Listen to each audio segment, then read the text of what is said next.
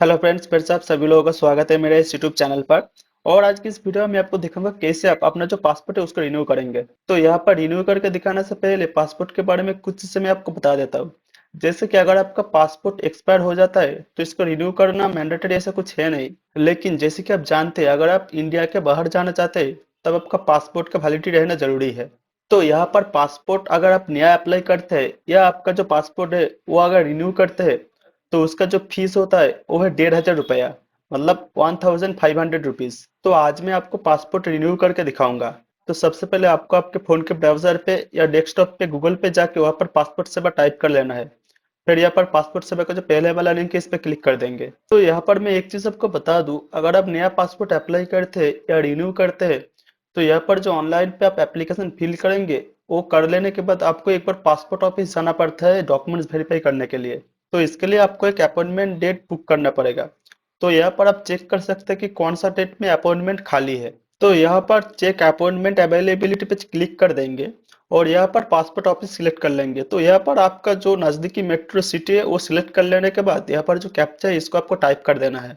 फिर नेक्स्ट यहाँ पर नीचे क्लिक कर देने के बाद आप देख सकते हैं मेरा जो नज़दीकी जो सिटी है या लोकेशन है, कहाँ पर पासपोर्ट ऑफिस है, उसका एड्रेस। और राइट साइड पे आप देख सकते हैं कितना अपॉइंटमेंट मतलब जो स्लॉट है वो खाली है और कौन सा डेट पे खाली है वो दिखा देगा। तो यहाँ पर मेरा जो लोकेशन है वो है खड़गपुर और इसमें 22 जनवरी को ये 40 स्लॉट खाली है। तो यहाँ पर रिन्यू करने से पहले एक चीज मैं आपको बता दूं, अगर आपका जो ये पासपोर्ट है आप बहुत साल पहले किसी एजेंट से बनवाया है और जिससे बनवाया है वो अगर आपको आईडी पासवर्ड नहीं दिया है, अगर आपको दिया है आपको अगर याद नहीं है तो कोई प्रॉब्लम नहीं है। तो यहाँ पर आप क्या करेंगे, अब रिन्यू करें या नया अप्लाई करें, यहाँ पर न्यू रजिस्ट्रेशन पे आप क्लिक कर देना। तो यहाँ पर न्यू यूजर रजिस्ट्रेशन पे क्लिक करने के बाद आप देख सकते हैं यूजर रजिस्ट्रेशन करके एक पेज ओपन होकर आया है, जहां पर ऊपर आप देख सकते हैं registered to apply at CPB Delhi और पासपोर्ट ऑफिस। तो यहाँ पर बाय डिफॉल्ट पासपोर्ट ऑफिस से सिलेक्ट रहने देना। जो पहले वाला ऑप्शन है वो डिप्लोमेटिक या ऑफिशियल पासपोर्ट अप्लाई करने के लिए यूज होता है। तो नेक्स्ट यहाँ पर नीचे पासपोर्ट ऑफिस पे आपका स्टेट में जो मेन सिटी का नाम शो हो रहा है वो आप सिलेक्ट कर लेना।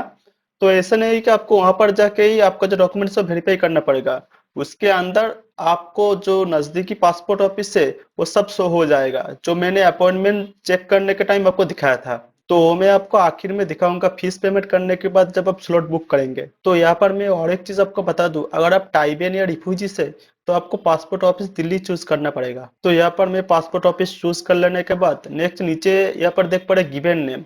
तो गिवन नेम में आप अपना जो फर्स्ट नेम या मिडिल नेम वो दे सकते हैं, अगर आपको कोई मिडिल नेम है तो। फिर वो नीचे जो सरनेम है इस पे आपका जो लास्ट नेम है वो आप टाइप कर देना।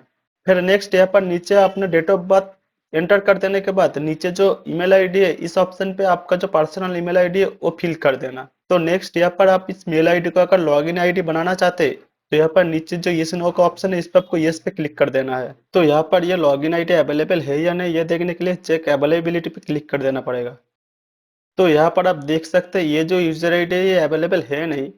तो यहाँ पर हम क्या करेंगे, यहाँ पर जो ये नो का ऑप्शन है इस पे क्लिक कर देंगे और यहाँ पर जो लॉगिन आईडी है इसको मैं मैनुअली सेट कर लूंगा। तो यहाँ पर आखिर में जो gmail.com है इसको मैं रिमूव कर देता हूँ, फिर चेक करके देखता हूँ। तो अभी आप देख सकते हैं ये अवेलेबल है, तो इसको ही मैं लॉगिन आईडी बना लूंगा। फिर नीचे यहाँ पर पासवर्ड सेट करने के लिए बोल रहा है। तो यहाँ पर आप जब पासवर्ड सेट करेंगे तो एक चीज का ध्यान रखना, आपका पासवर्ड में एक upper letter lower letter number और स्पेशल करेक्टर जैसे हैश एट द रेट ऐसा कुछ होना चाहिए। फिर नेक्स्ट यहाँ पर नीचे हिंट क्वेश्चन और आंसर सेट करने के लिए बोल रहा है। तो इससे क्या होगा, और आपका अगर पासवर्ड भूल जाते तब ये रिसेट करने में काम आएगा। तो यहाँ पर हिंट क्वेश्चन में मैं बात सिटी चूज कर लेता हूँ और आंसर में जो बात प्लेस है उसको मैं टाइप कर देता हूँ। और यहाँ पर जो कैप्चा है इसको फिल कर देने के बाद यहाँ पर जो रजिस्टर का ऑप्शन है इस पर क्लिक कर दूंगा। तो ऐसे मेरा जो यूजर रजिस्ट्रेशन का स्टेप है वो कंप्लीट हो जाएगा। तो यहाँ पर आपके यूजर रजिस्ट्रेशन हो जाने के बाद यहाँ पर एग्जिस्टिंग यूजर लॉगिन पे क्लिक कर देंगे। तो यहाँ पर आप देख पा रहे हैं यहाँ पर लॉगिन आईडी मांग रहा है। तो यूजर रजिस्ट्रेशन करते वक्त जो लॉगिन आईडी सेट किया तो उसको यहाँ पर एंटर कर देंगे और फिर जो पासवर्ड सेट किया तो वो भी यहाँ पर एंटर कर देंगे। फिर नेक्स्ट नीचे कैप्चा फिल कर देने के बाद लॉगिन पे क्लिक कर देंगे। तो यहाँ पर ऊपर आप सेकंड ऑप्शन पे देख सकते हैं अप्लाई फॉर फ्रेश पासपोर्ट और रिन्यू पासपोर्ट। मतलब यहाँ पर आप नया पासपोर्ट अप्लाई भी कर सकते हैं और जो पुराना पासपोर्ट है उसको रिन्यू भी कर सकते हैं। तो इस ऑप्शन पे हम क्लिक कर देंगे। फिर नीचे यहाँ पर जो क्लिक है to fill application form option देख रहे हैं, इस पर आपको क्लिक कर देना है। फिर नेक्स्ट पेज पे यहाँ पर आपका स्टेट और डिस्ट्रिक्ट ये सिलेक्ट कर लेना है। तो यहाँ पर मैं और एक बात बता दूं, यहाँ पर स्टेट सिलेक्ट करने के बाद जो डिस्ट्रिक्ट का ऑप्शन शो हो रहा है, यहाँ पर अगर आपका डिस्ट्रिक्ट शो नहीं हो रहा है तो कोई प्रॉब्लम नहीं है। यहाँ पर क्या होता है, जो आपका स्टेट है उसका जो कैपिटल या राजधानी है वो शो होता है। तो ये सिलेक्ट कर लेने के बाद आखिर में जब आप अपॉइंटमेंट बुक करेंगे तब आप नजदीकी जो पासपोर्ट ऑफिस है आपके डिस्ट्रिक्ट पे, वहां पर जाके आप वेरिफिकेशन करवा सकते हैं। तो यहाँ पर आप अप्लाइंग फॉर फ्रेश पासपोर्ट पे क्लिक करके आप नया पासपोर्ट अप्लाई कर सकते हैं। तो यहाँ पर मैं रिन्यू कराऊंगा, इसलिए री इशू पासपोर्ट पे क्लिक करेंगे। फिर नेक्स्ट यहाँ पर री इशू करवाने का रीजन आपको देना पड़ेगा। तो यहाँ पर नीचे आप दो ऑप्शन देख सकते हैं। एक पहला ऑप्शन है validity expire more than 3 years, इसका मतलब आपका पासपोर्ट एक्सपायर होकर 3 साल से ज्यादा हो गया है, तो इस ऑप्शन को आप सिलेक्ट करेंगे। नहीं तो यहाँ पर जो दूसरा ऑप्शन है validity expire with in 3 years और ड्यूटी एक्सपायर, इसका मतलब आपका पासपोर्ट एक्सपायर हुआ है लेकिन 3 साल से ज्यादा नहीं हुआ है। मतलब एक्सपायर होने के बाद 3 साल के अंदर ही आप इसको रिन्यू करवा रहे हैं। तो यहाँ पर हमारा जो पासपोर्ट है वो 2022 में एक्सपायर हो गया है। तो एक पासपोर्ट का वैलिडिटी 10 साल रहता है। तो ये 2012 में अप्लाई किया था और 2022 में ये एक्सपायर हो गया है। तो अभी 2024 चल रहा है, मतलब 3 साल से ज्यादा अभी तक हुआ नहीं है। तो यहाँ पर जो लास्ट वाला ऑप्शन है validity with in expire 3 years, इस ऑप्शन पे क्लिक कर देंगे। फिर नीचे देख पड़े टाइप ऑफ एप्लीकेशन, यहाँ पर नॉर्मल और तत्काल है। अगर नॉर्मल में करेंगे तो आपको 1,500 फीस पेमेंट करना पड़ेगा, और तत्काल में करेंगे तो आपको 2-3 दिन के अंदर पासपोर्ट मिल जाएगा। लेकिन इसका जो फीस है ज्यादा है, आपको लगभग 3 या 3,500 रुपया पे करना पड़ेगा। यहाँ पर मैं और एक बात आपको बता दूं, अगर आपका जो पुराना पासपोर्ट है उस पर अगर आप कुछ चेंज करना चाहते हैं, जैसे नाम, आपका वाइफ का नाम, तो यहाँ पर ऊपर जो ऑप्शन है इस पे क्लिक करने के बाद उस ऑप्शन को आप सिलेक्ट कर लीजिए। तो नेक्स्ट यहाँ पर पेजेस पे 36 पेज चूज करने के बाद नेक्स्ट पे क्लिक कर देंगे। तो यहाँ पर नेक्स्ट पेज पे आप देख सकते हैं एप्लीकेंट डिटेल्स पे यहाँ पर गिवन नेम, मतलब आपका जो फर्स्ट और मिडिल नेम अगर कुछ है तो वो एंटर करना है। फिर नीचे सार नेम, मतलब जो लास्ट नेम है उसको आपको एंटर करना है।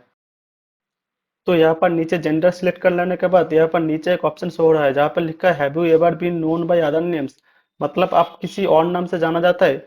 अगर जाना जाता है तो यस, नहीं तो नो कीजिए। तो यहाँ पर हम नो करेंगे। और नीचे और एक ऑप्शन है, यहाँ पर लिखा है have you ever change your name, मतलब आप आपका नाम कभी चेंज किए हो, तो यहाँ पर भी मैं नो कर दूंगा। फिर नेक्स्ट यहाँ पर जो बर्थ डेट है उसको एंटर कर देंगे। तो यहाँ पर नीचे एक ऑप्शन आप देख पा रहे, लिखा है is your place of birth out of India, तो ये बाई डिफॉल्ट नो है तो इसको नो ही रहने देंगे। फिर नेक्स्ट यहाँ पर हमारा जन्म स्थान एंट्री कर देंगे। तो नेक्स्ट यहाँ पर स्टेट, डिस्ट्रिक्ट और मैरिटल डेटा सिलेक्ट कर लेंगे। फिर नेक्स्ट सिटीजनशिप बाय इंडिया, यहाँ पर बर्थ जो है ये ऑप्शन सिलेक्ट रहने देंगे। फिर नेक्स्ट यहाँ पर आपके पास अगर पैन कार्ड और वोटर आईडी है तो उसका नंबर जो एंटर कर देना। फिर नेक्स्ट यहाँ पर एम्प्लॉयमेंट टाइप पे सेल्फ एम्प्लॉयड चूज कर लूंगा, क्योंकि जिसका पासपोर्ट में रिन्यू करे वो बिजनेस करता है। अगर आप स्टूडेंट है तो स्टूडेंट सिलेक्ट कर लेना, नहीं तो यहाँ पर अदर्स पे आप क्लिक करके वो भी सिलेक्ट कर सकते हैं। फिर नेक्स्ट ऑप्शन पे आप देख सकते हैं लिखा है अगर आपका माता पिता गवर्नमेंट सर्वेंट है तो यहाँ पर यस, नहीं तो नो कीजिए। तो यहाँ पर मैं नो कर दूंगा। तो नेक्स्ट यहाँ पर एजुकेशनल क्वालिफिकेशन सिलेक्ट कर लेंगे। तो यहाँ पर आप देख सकते हैं बहुत सारा ऑप्शन है, जैसे अगर आप ग्रेजुएटेड है इसके ऊपर है तो ऑप्शन है, नहीं तो यहाँ पर दिया हुआ है अगर आप 7th क्लास तक पढ़े हैं या उसका नीचे क्लास तक पढ़े हैं तो ऑप्शन भी है। और यहाँ पर दिया हुआ है अगर आप 10th क्लास तक पढ़े हैं या उसके ऊपर तक है तो उसका भी ऑप्शन है।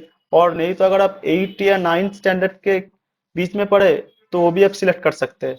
तो यहाँ पर मैं 10th पास सिलेक्ट कर लूंगा।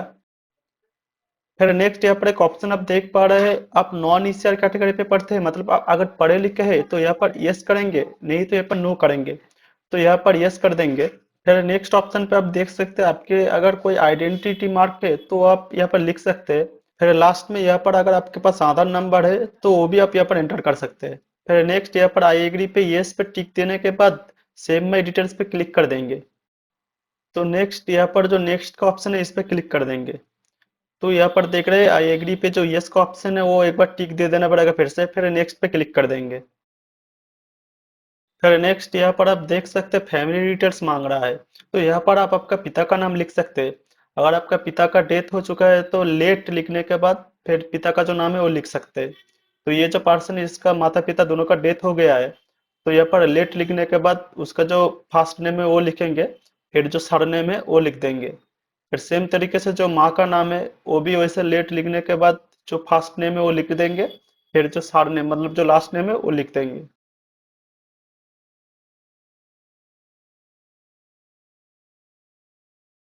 तो नेक्स्ट यहाँ पर अगर आपका कोई लीगल गार्जियन है तो उसका नाम लिख सकते हैं, नहीं तो ब्लैंक छोड़ दीजिए। तो यहाँ पर आखिर में आपका जो स्पाउस नेम मतलब वाइफ का नेम है वो एंट्री करना पड़ेगा, क्योंकि यहाँ पर जो पर्सन है उसका मैरिटल स्टेटस मैरिड सिलेक्ट किया था, तो यहाँ पर उसका वाइफ का नाम मांग रहा है, तो उसका वाइफ का नाम लिख देंगे। फिर सेम तरीके से यहाँ पर सेम माई डिटेल्स पे क्लिक करने के बाद यहाँ पर नेक्स्ट पे क्लिक कर देंगे। तो आप देख सकते हैं आपसे आपका रेजिडेंशियल एड्रेस पूछ रहा है, तो यहाँ पर पहला ऑप्शन लिखा है is your present address out of India. इसका मतलब आपका जो प्रेजेंट एड्रेस है वो क्या इंडिया के बाहर है, तो ये नो ही रहने देंगे। फिर नेक्स्ट यहाँ पर आपका जो विलेज का नेम या सिटी का नेम या टाउन का नेम, फिर स्टेट डिस्ट्रिक्ट पिन कोड, फिर यहाँ पर आपका जो पर्सनल मोबाइल नंबर है वो एंटर करना है। फिर टेलीफोन नंबर आप नहीं भी एंटर करेंगे तो कोई प्रॉब्लम नहीं। फिर यहाँ पर आपका जो मेल आईडी है वो भी एंटर कर दीजिए। फिर आखिर में पूछ रहा है आपका प्रेजेंट एड्रेस अवेलेबल है, तो इस पे यस कर देंगे। फिर नेक्स्ट और एक ऑप्शन दिया है आपका जो प्रेजेंट एड्रेस और परमानेंट एड्रेस है ये क्या दोनों सेम है, तो यहाँ पर हमारा केस में सेम है इसलिए यस करेंगे।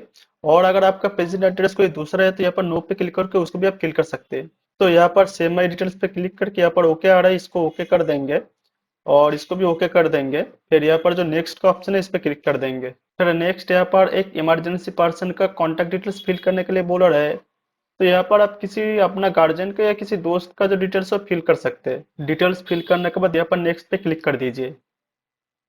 तो यहाँ पर आप देख पा रहे हैं आप जिस पासपोर्ट को इश्यू करवाएंगे उसका डिटेल्स मांग रहा है, तो यहाँ पर जितना भी डिटेल्स हो आपके पासपोर्ट पे मिल जाएगा। तो वो फिल कर देने के बाद यहाँ पर नीचे एक ऑप्शन शो हो रहा है details of previous current diplomatic और ऑफिशियल पासपोर्ट। तो यहाँ पर जो लास्ट ऑप्शन है वो चूज करेंगे, details not available never held diplomatic और ऑफिशियल पासपोर्ट। तो ये ऑप्शन चूज कर देने के बाद आखिर में और एक ऑप्शन शो हो रहा है जहाँ पे लिखा है आपने कभी पासपोर्ट के लिए अप्लाई किया है और वो क्या रिजेक्ट हो गया है, तो यहाँ पर नो पे क्लिक करेंगे। फिर सेम तरीके से सेव पे क्लिक कर देने के बाद नेक्स्ट पे क्लिक कर देंगे। तो यहाँ पर आप देख सकते हैं बहुत सारा क्वेश्चन पूछा गया है, जैसे कि आपके केस कोई क्रिमिनल केस है या आपका पासपोर्ट पहले कभी रिजेक्ट हुआ है, तो यहाँ पर जितना भी क्वेश्चन है उसका जो आंसर है वो सभी नो कर देंगे।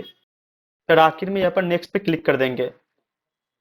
तो नेक्स्ट पे क्लिक करने के बाद देख सकते हैं आपका जो पासपोर्ट है वो कुछ इस तरीके का प्रिंट होके आएगा। तो उसका जो प्रीव्यू है वो देख लेने के बाद यहाँ पर नेक्स्ट पे क्लिक कर देंगे।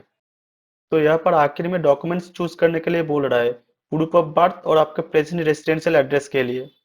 तो यहाँ पर मैं एक बात आपको बता दूं, यहाँ पर ऊपर लिखा हुआ देख सकते हैं the selected documents not share through DigiLocker need to be submitted at PSK और पासपोर्ट ऑफिस फॉर वेरिफिकेशन। इसका मतलब यहाँ पर आप जो डॉक्यूमेंट चूज कर रहे हैं वो अगर डिजी लॉकर के थ्रू शेयर कर देंगे तो आपको डॉक्यूमेंट्स कैरी करने की जरूरत नहीं है वेरिफिकेशन के टाइम। और अगर आप यहाँ पर डिजी लॉकर के थ्रू शेयर नहीं करते तो उसका जो ओरिजिनल कॉपी और जो जेरोक्स कॉपी है उसको लेकर आपको पासपोर्ट ऑफिस जाना पड़ेगा। तो यहाँ पर मैं प्रूफ ऑफ बात पे पैन कार्ड सिलेक्ट करूंगा और जो प्रेजेंट रेसिडेंशियल एड्रेस है उसके लिए आधार कार्ड सिलेक्ट करूंगा।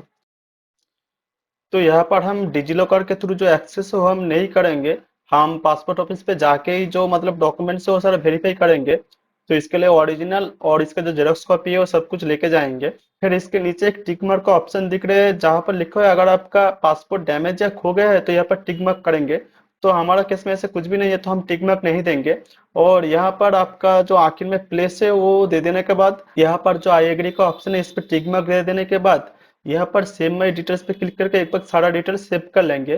फिर यहाँ पर सबमिट फॉर्म पे क्लिक कर देंगे। तो यहाँ पर सबमिट फॉर्म पे क्लिक करने से पहले यहाँ पर जो प्रीव्यू एप्लीकेशन फॉर्म है इस पे एक बार क्लिक करके जो सारा डिटेल्स वो देख लेंगे। तो सारा डिटेल्स देख लेने के बाद क्लोज पे क्लिक करके यहाँ पर जो सबमिट फॉर्म का ऑप्शन है इस पे क्लिक कर देंगे। तो नेक्स्ट यहाँ पर आप देख सकते हैं आपका जो अपॉइंटमेंट बुक करने के लिए फीस है उसको यहाँ पर पेमेंट कर सकते हैं। फिर उस पेमेंट फीस का जो रिसिप्ट है उसका प्रिंट आउट कर लीजिए। और आखिर में जो सपोर्टिंग डॉक्यूमेंट्स है जो मतलब प्रूफ ऑफ बर्थ और जो मतलब रेसिडेंशियल एड्रेस के लिए डॉक्यूमेंट चूज किया था उसको यहाँ पर उसका कॉपी अपलोड कर सकते हैं। तो चलिए यहाँ पर जो फर्स्ट स्टेप है अपॉइंटमेंट बुक का वो कंप्लीट कर लेते हैं। तो यहाँ पर जो ये ऑप्शन दिख रहा है इस पर टिक मार्क दे देने के बाद आप credit card UPI debit card हर जगह से पेमेंट कर सकते हैं। फिर यहाँ पर नेक्स्ट पे क्लिक कर देंगे। तो यहाँ पर देख रहे हैं ऊपर लिखा you have not taken appointment, तो अपॉइंटमेंट हमने अभी तक लिया नहीं है तो इसलिए ऐसा शो हो रहा है। तो यहाँ पर आपका डिटेल्स शो होगा और यहाँ पर जो नेक्स्ट का ऑप्शन है इस पर हम क्लिक कर देंगे।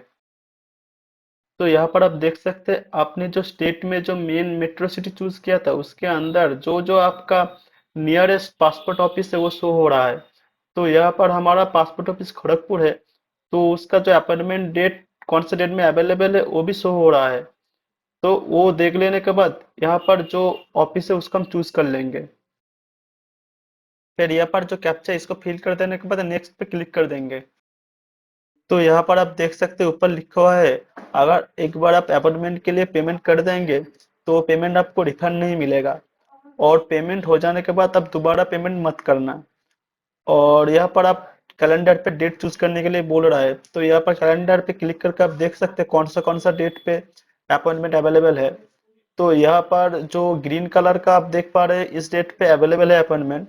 तो यहाँ पर मैं 22 जनवरी को सिलेक्ट करूंगा। फिर यहाँ पर जो पे एंड बुक अपॉइंटमेंट का ऑप्शन इस पे क्लिक कर देंगे, और यहाँ पर कुछ लिखा है तो यहाँ पर ओके पे क्लिक कर देंगे। तो यहाँ पर थोड़ी देर वेट करना, आपका पेमेंट का पेज ओपन होकर आएगा। तो यहाँ पर आप देख सकते हैं बहुत सारा पेमेंट का ऑप्शन आ गया है। आप यहाँ पर net banking, credit card, debit card किसी भी जगह से आप पेमेंट कर सकते हैं। तो यहाँ पर मैं यूपीआई का पेमेंट सिलेक्ट करूंगा। तो यहाँ पर आप देख सकते हैं ऐसा एक पेज ओपन होकर आ गया है। तो यहाँ पर नीचे स्क्रॉल करने पर आप देख सकते हैं प्लीज सिलेक्ट यूपीआई आईडी और क्यूआर कोड। तो यहाँ पर क्यूआर कोड पे आप टच करेंगे तो एक क्यूआर कोड ओपन होगा, उसको आप स्कैन करके पेमेंट कर देंगे तो पेमेंट हो जाएगा। तो यहाँ पर जो यूपीआई आईडी वाला ऑप्शन है इस पर हम सिलेक्ट करेंगे, और यहाँ पर मेरा जो यूपीआई आईडी है फोन पे का, या आप जो भी यूज करते हैं पेटीएम, गूगल पे, उसका यूपीआई आईडी एंटर कर दीजिए। फिर नीचे यहाँ पर कंफर्म पे क्लिक कर दीजिए। फिर दोबारा से यहाँ पर कंफर्म पे क्लिक कर देंगे। तो यहाँ पर एक ऐसा पेज ओपन होकर आएगा। तो अब क्या करना, आपका फोन पे, पेटीएम, जिसका भी यूपीआई आईडी हमने दिया है उस ऐप को आप ओपन कर लेना। तो मैंने यहाँ पर फोन पे का दिया था तो फोन पे ऐप को ओपन कर लूंगा, और वहां पर नोटिफिकेशन पे क्लिक करके देख लूंगा कोई पेमेंट का रिक्वेस्ट आया है या नहीं। तो नोटिफिकेशन पे क्लिक करने के बाद जब पेमेंट का रिक्वेस्ट आएगा 1500 रुपये का, तो उसको मैं वहां पर पे नाउ करके पेमेंट कर दूंगा।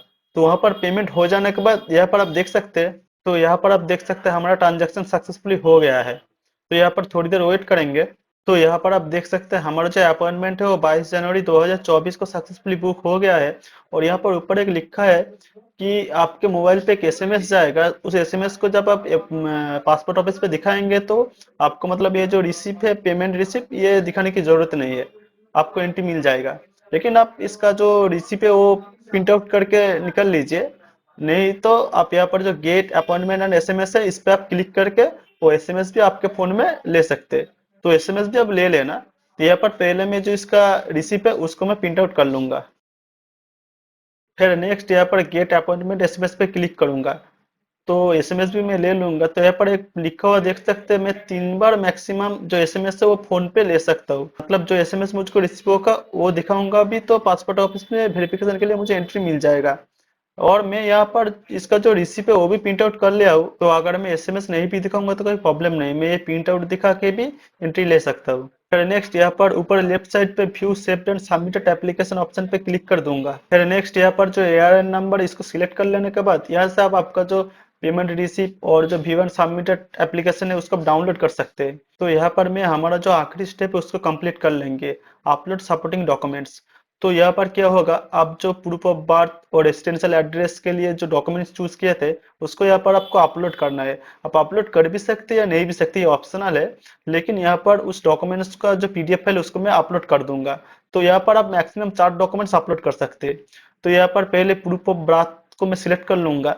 तो यहाँ पर मैं बर्थ प्रूफ के लिए पैन कार्ड को सिलेक्ट करूंगा, और यहाँ पर चूज फाइल पे क्लिक करके मेरा डेस्कटॉप पे जो पैन कार्ड का पीडीएफ फाइल सेव है या आपके फोन पे जो पीडीएफ फाइल है उसको आप यहाँ पर अपलोड कर सकते हैं। फिर नेक्स्ट यहाँ पर मैं एड्रेस प्रूफ को अपलोड कर दूंगा। तो एड्रेस प्रूफ में मैं आधार कार्ड को सिलेक्ट करूंगा और उसका जो पीडीएफ फाइल है उसको अपलोड कर दूंगा। तो यहाँ पर आखिरी में और एक डॉक्यूमेंट्स अपलोड कर दूंगा। यहाँ पर आप लिखा हुआ देख सकते हैं बर्थ प्रूफ के नीचे नॉन इश्यूड प्रूफ। तो नॉन इश्यूड प्रूफ क्या होता है, आप अगर पढ़े लिखे हैं तो उसका एक सर्टिफिकेट मतलब डॉक्यूमेंट्स आपको अपलोड करना है। तो हम नॉन इश्यूड पहले सिलेक्ट कर लिए थे, मतलब पढ़े लिखे हैं। तो उसके लिए मैं यहाँ पर क्या करूंगा, नॉन इश्यूड प्रूफ में मैं जो माध्यमिक परीक्षा मतलब क्लास 10th पास का जो सर्टिफिकेट है उसको अपलोड कर दूंगा। तो यहाँ पर मैं एक बात बता दूं, यहाँ पर जितना भी डॉक्यूमेंट्स मैंने अपलोड किया इसको अपलोड कर भी सकते हैं नहीं भी सकते। लेकिन आपको इसका जो मतलब ओरिजिनल और जेरोक्स है ये दोनों को आपको पासपोर्ट ऑफिस ले जाना पड़ेगा वेरिफिकेशन के लिए। अगर अपलोड करके रखेंगे तो अच्छा होगा। तो यहाँ पर आखिर में एक चीज ऐसा हुआ कि जिस दिन मतलब 22 जनवरी 2024 को हमने अपॉइंटमेंट लिया था, उस दिन का अपॉइंटमेंट कैंसिल हो गया। वो इसलिए हुआ कि उस दिन अयोध्या का राम मंदिर उद्घाटन का दिन था, तो इसलिए उस दिन हॉलीडे रख दिया था सरकार ने। तो फिर तो मैं घबरा गया कि मैंने तो अपॉइंटमेंट ले लिया था, फीस पेमेंट कर दिया था, तो क्या फिर से दोबारा से मेरे को फीस पेमेंट करना पड़ेगा? तो इसके रिगार्डिंग मैंने पासपोर्ट ऑफिस के जो कस्टमर केयर है उस पर कॉल किया। तो कस्टमर केयर वालों ने बोला आप घबराइए मत, आपको दोबारा से फीस पेमेंट करने की जरूरत नहीं है। आप आपका जो पासपोर्ट सेवा का जो साइट है वहाँ पर लॉग इन कीजिए। लॉग इन करने के बाद व्यू सबमिटेड एप्लीकेशन पे क्लिक कीजिए, फिर वहाँ पर जो एयरलाइन है उसको सिलेक्ट कर लीजिए। फिर पेमेंट एंड अपॉइंटमेंट पे क्लिक कीजिए, फिर नीचे पे एंड शेड्यूल अपॉइंटमेंट पे क्लिक करके उस दिन जो भी डेट आपको अवेलेबल मिलेगा अपॉइंटमेंट के लिए, उस डेट को आप सिलेक्ट करके अपॉइंटमेंट बुक कर लीजिए। तो यहाँ पर मैंने अपॉइंटमेंट बुक कर लिया था, तो यहाँ पर आप देख सकते हैं 31 जनवरी को मैंने अपॉइंटमेंट बुक किया है, उस दिन अवेलेबल था। तो इसके लिए मुझे दोबारा फीस पेमेंट करना नहीं पड़ा। तो दोस्तों ऐसे ही आप आपका न्यू पासपोर्ट या पासपोर्ट रिन्यू का जो स्टेप है वो ऑनलाइन आप ऐसे कंप्लीट कर सकते हैं। फिर आपको ये सारा डॉक्यूमेंट्स लेकर पासपोर्ट ऑफिस जाना पड़ेगा, वहाँ पर डॉक्यूमेंट्स वेरीफाई होगा, फिर आपका पुलिस वेरिफिकेशन होगा, फिर आपका जो नया पासपोर्ट या रिन्यू पासपोर्ट वो आपको मिल जाएगा। तो दोस्तों बस यही था कि वीडियो, अगर आपको वीडियो अच्छा लगा है तो लाइक शेयर और सब्सक्राइब भी कर देना।